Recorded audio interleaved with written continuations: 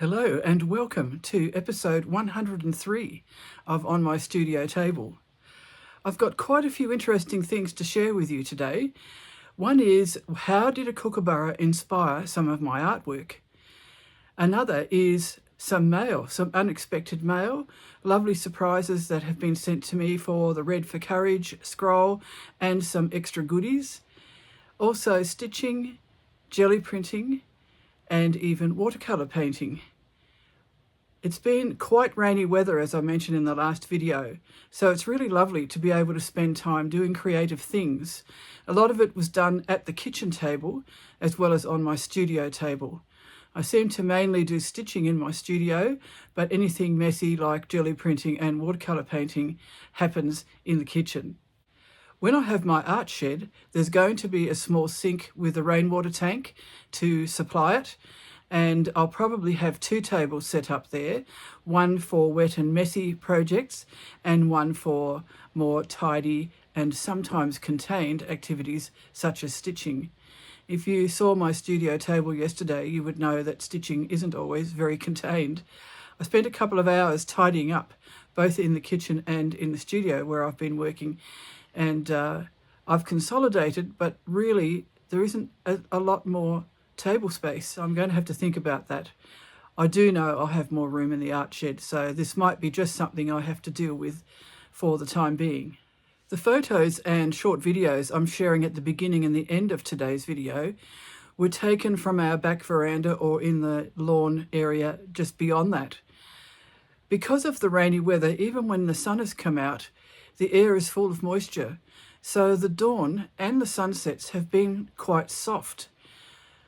I mean soft in colours and so on, a bit like a watercolour painting. So at the beginning of this video, I've shared the dawn photos, or just after dawn, and at the end I'm sharing the evening ones. Even though I share the same area mostly when I'm doing my videos, it's just something that is changing always according to the light, according to the weather, whether it's wet or dry, and so on, and you just never get sick of it. We see outside of our yard as well, and we see all these layers from our fence line and what's between the house and that area, and then further on down to the creek, further on down to the bush, and then further on even more to St. Patrick's Head. And it's just such a beautiful outlook. So I hope you don't get tired of it. We certainly don't.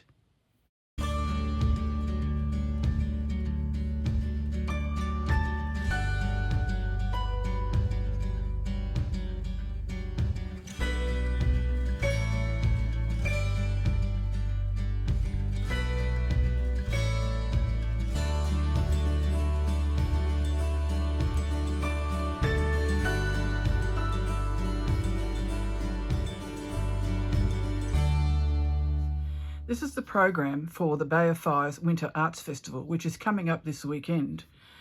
Last year I had an open studio as part of the Open Studio Trail. This year I'm not participating, but next year it will be in the art shed, and I'm so excited. I can't wait until we're able to participate again. But there are so many activities, exhibitions, special events. It's just a lovely, lovely event. My husband's very involved in a big car show that's held in our town on the same weekend. So I'm hoping to get to at least one exhibition. What we're planning is to go on Saturday morning, because I have a couple of art quilts in an exhibition that's being run by Barbara Mellor. And I've entered my coverlet of comfort, which I've called Home is Here, and also another one called Wheels of Time. So there are different prizes for artwork that people enter in. There's the main prize and the display in the town, an artisans market kind of thing at the Panorama Hotel, a youth art prize, a local art prize, and lots of different sponsors. And it's just a really great event. So if you're in the area, it's well worth visiting. And of course, stop and visit the car show in St Mary's on your way to St Helens. There's always a really festive atmosphere in the street. The main street is closed off.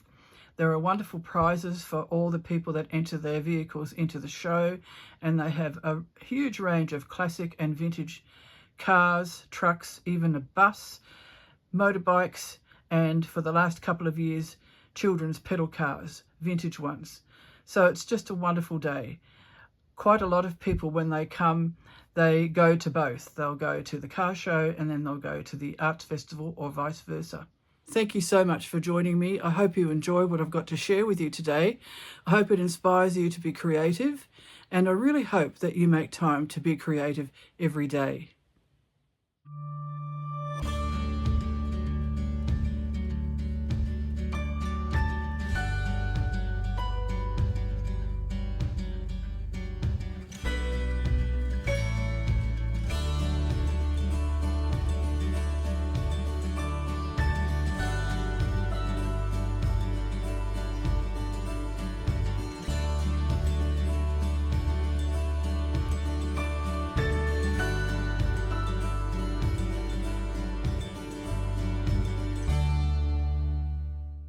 If you follow me on Instagram and Facebook, and also my last couple of videos, you will probably know that I'm really hooked on jelly printing.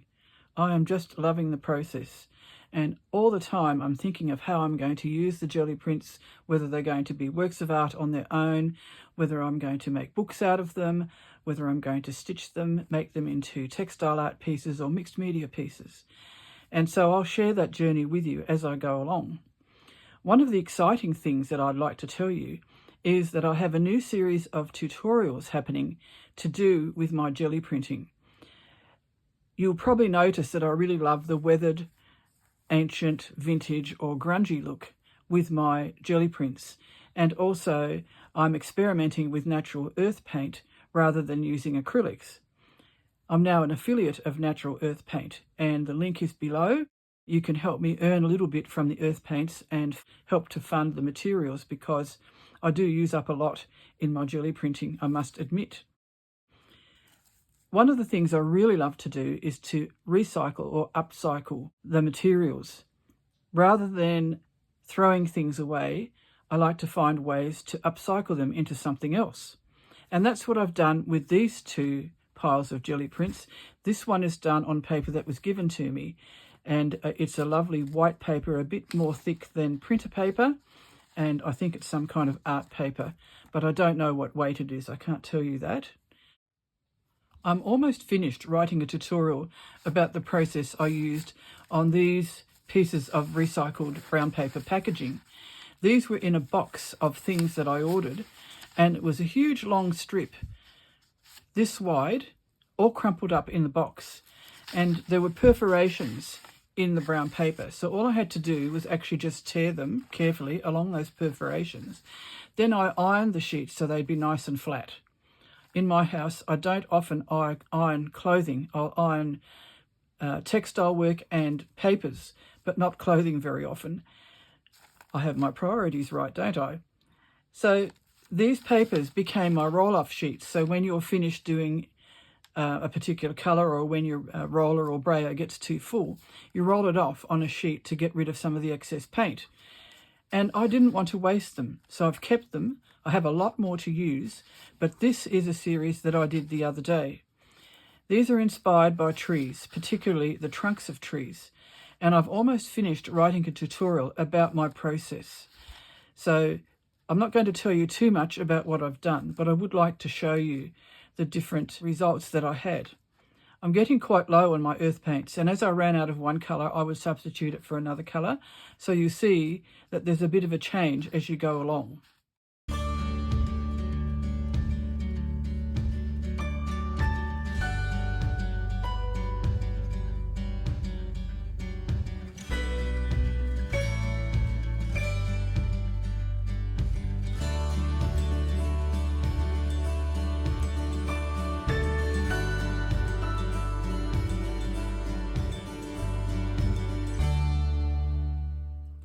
Now we come to the baby wipes. I use the baby wipes to clean up my jelly plate and my brayer, my hands, and any stencils and so on that I use. And I just think it's such a shame to waste them. And in the past, I have used them in other textile artworks, not my baby wipes, but some that were given to me by a friend. I have shared them on Facebook and Instagram, but I just thought you might be interested in different ways to use them. These, to me, look a bit like fragments or something from Weathered Walls, which seems to be a continuing theme for me. So I'll just show you one at a time. And as I said, I am getting low on colours, so I've been using up the colours that I have that I perhaps am not so attached to, but that it's a good challenge to myself to actually do. And I really love the different textures that are coming out of this. The baby wipes are a bit stretchy and a bit thin, so I use a slightly different process to do these. And I've also partially done a tutorial about what I've done with the baby wipes, what's possible out of something that is considered to be rubbish. This one is quite similar to the one I've just shown you as well, and that was the end of paint I had. When I was talking about ironing before, I actually did iron the baby wipes. Anyone who's not an artist would not understand, I don't think. My husband is an artist, but I think sometimes he wonders at me and what I'm doing. I don't quite know what I'll be doing with these yet, but I'm sure an idea will come to me sometime soon.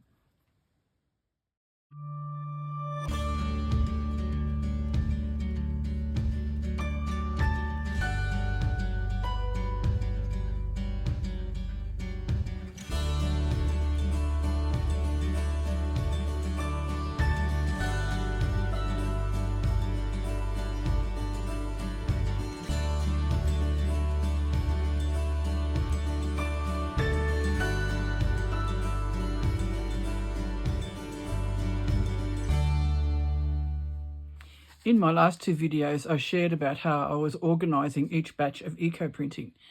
This is batch 11, and I've numbered them in the order that I made them. This is part of a tutorial, or the main focus actually, of a tutorial that I've just made, and it will go live tonight. It's evergreen. You can access it anytime for as long as you like. You can repeat it, you can download it, whatever. And you can practice the techniques that I use, and if you want to, the colours that I've used, but I encourage you to use your own colours if you can. And hopefully this will create a lovely body of work for you too. This is part of my tutorial called Inspired by Ancient Frescoes. And I've written some notes, which I have done with every batch. And I'll just briefly show them to you so you know what you're letting yourself in for if you do this class. What I love about gelli printing is the way you can work in series and how you can develop each print as you go along. So there are lots of tips and techniques, some examples of getting the Ancient Frescoes and Weathered Walls look, which I'm going for, and some research that I've done as well, which I have shared a little bit about already, I think, in the last video. And it's just been so much fun to do. Some of these I haven't included in the tutorial because I did them after the tutorial. You might be able to guess how I did them, but if you really would like to learn step by step, then I would encourage you to download it. It's available at gonerustic.com, and the other two tutorials will also be available there. Possibly this one will be ready also at the end of this video, and this one is coming up to do with the baby wipes. It is cheaper if you are a VIP or a Ko-fi supporter, so you might want to consider doing that. The links are down below this video in the description, so it might be something you would like to consider. And I'm hoping that you will share your work too. Maybe I should set up a special group. I'm not really sure yet. I have talked about maybe setting up a community page on YouTube. I'm still thinking about that, but we'll just see. And maybe in the comments you could tell me what you would like.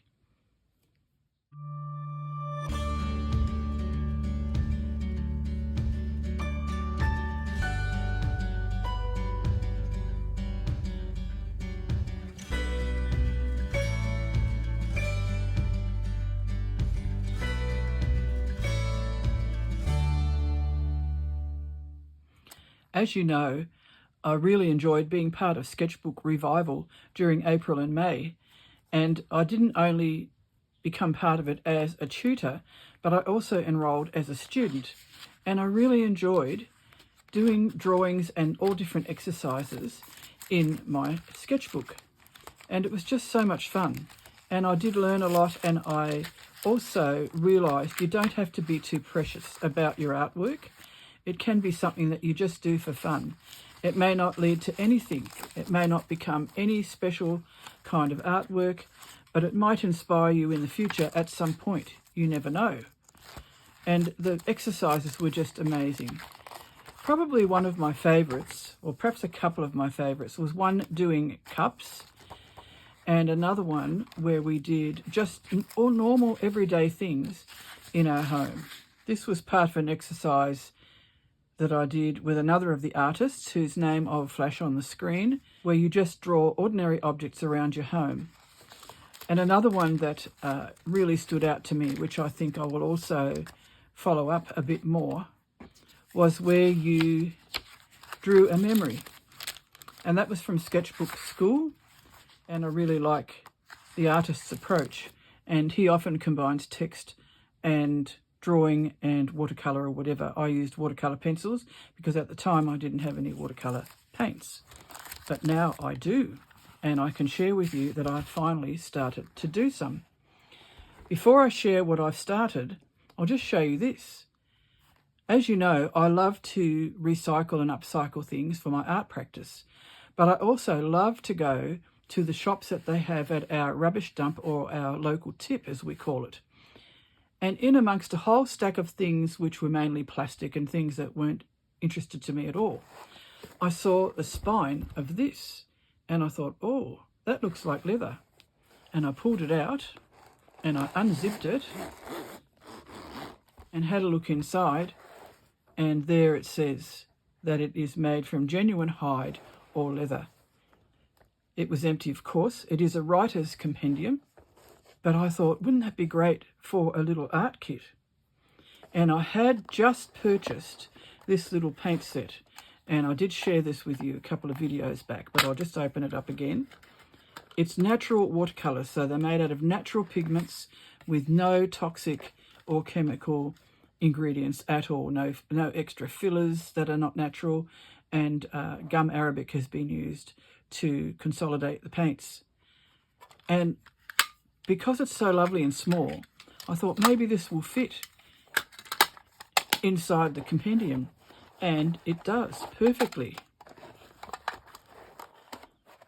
And then I have my business cards, because you never know who you might meet along the way, my pens, 2 watercolour brushes, which I had never used. One has a chisel end and one has a pointy end.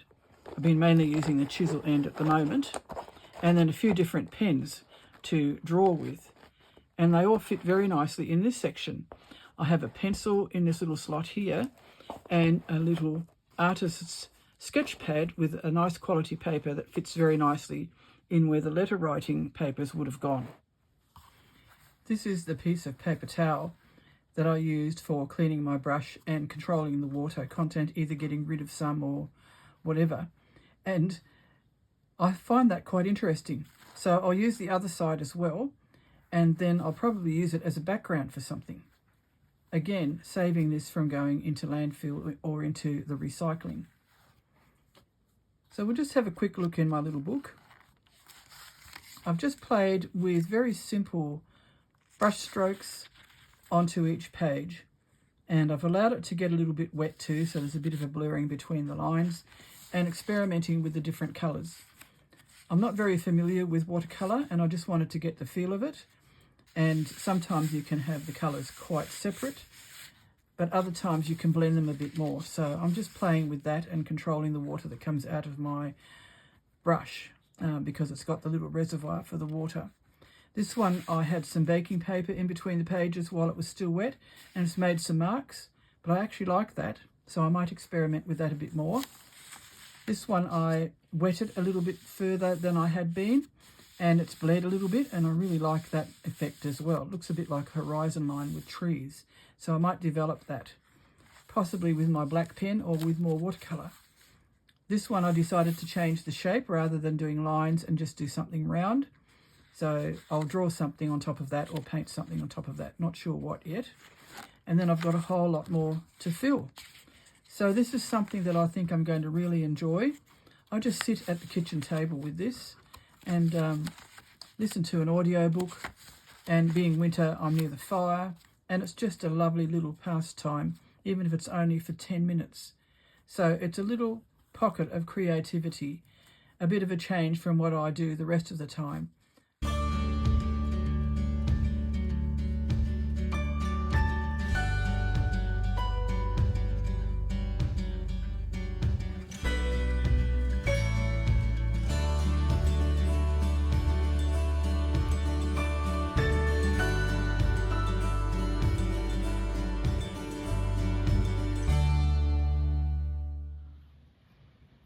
I'm having to use artificial light because it is so dark outside and consequently darker inside. So I just wanted to share with you briefly a little bit about the packages that were sent. Helga, who lives in the US, sent me this lovely Red for Courage square in beautiful shades of green, and then she's used red thread to pick it out, and I just love it. I love the layering and the stitching and so on. Thank you so much, Helga, and I'm so glad that you appreciate what I'm doing, and you just wrote me a lovely note, which I really appreciate. So this will be attached to the scroll very soon. Wendy from New Zealand sent me a lovely note too, and I hope that maybe you could email me some images of what you do. That would be lovely. I'd really love to see them if you don't post too often on social media. And thank you so much for the lovely package you sent. It was just such a surprise, a pleasant surprise to receive it in the mail. And I love what you've sent, and I definitely will be using all the things that you've sent. I've already put the threads in my box of threads I'm using at the moment because I do plan to use them. So thank you. I did do a video about what Stephanie sent me. Stephanie sent me some beautiful things, a huge bundle, and each little section of it was individually wrapped in beautiful wrapping paper, which I'm also going to save because I'm sure I can use them. Lots of fabrics, ribbon, lace, papers that she has coloured with coffee or tea, and I've put them with my jelly printing project because I'm going to be jelly printing on them, and a beautiful card. And she also sent me a poem. The card, when you open it, it's lovely on the front with the roses and the weathered boards, which I really love. But there's a beautiful bird inside, and I think Stephanie put that inside herself. She also sent some Red for Courage squares, but they're already attached to the scroll. So I haven't got them here ready to share with you now, but thank you so much, Stephanie. Stephanie also sent a poem, and I did read this on a clip a little while ago when it first came, and then I lost the footage. So I'm going to read it to you again, and it is just lovely. It's about shadows ever changing. Shadows of trees apron the grass in the crisp, cold morning air of winter dew, so white. Shadows of trees in full moonlight on so quiet a night. Shadows across the water in shape of mountains in dim light, where in daylight people come to play and relax by day. Shadows of trees in sunlight, ever moving and changing shape. This pen leads me to write. Shadows on snow of trees and rocks and brooks. Shadows of life reflect the wisdom of light. Shadows of people and animals upon the ground, mixing all around. Shadows of buildings large and small, where people dwell. To obsolete iridescent shimmers of light in a spider's web is to sit in a shadow and look out to the light. And Stephanie wrote this in 2012. Thank you so much, Stephanie. It is absolutely beautiful. And I think it's really appropriate that I shared a spider web at the beginning of this video. A photo which my husband took actually this morning on a different day to the other photos, but a similar kind of morning.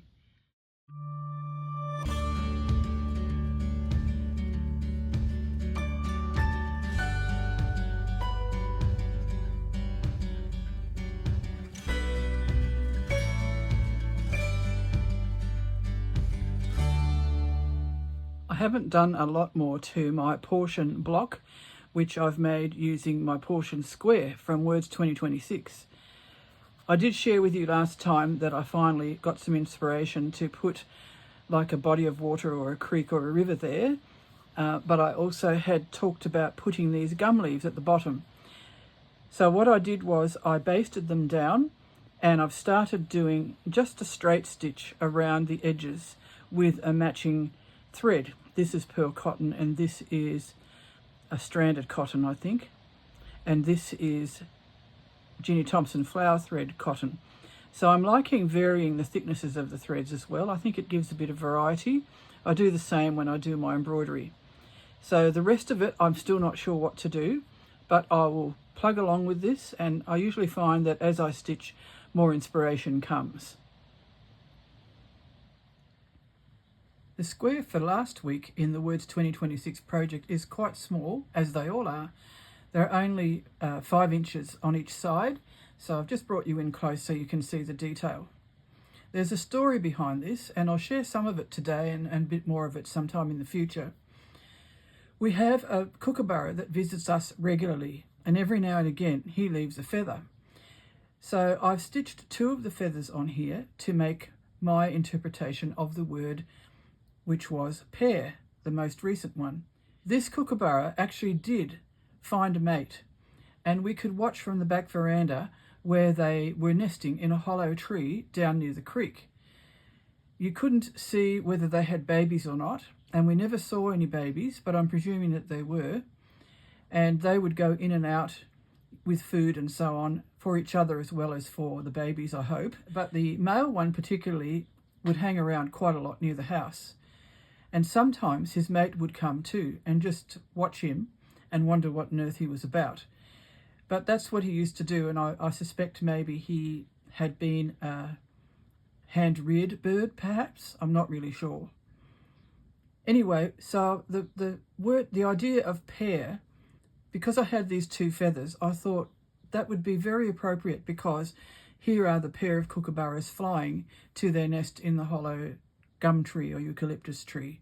And then I've just hinted at the grasses and other plants that grow below the trees, and a few little French knots for wildflowers. This piece in the background is a piece that I used transfer art paper to print some pastel drawings with a stencil, and so that's just slightly in the background. That could represent the sun or anything like that. This is naturally dyed cotton, and I think this is cotton as well. So that's my pair interpretation. It took a while to percolate, but it finally came out, and I finished it this morning.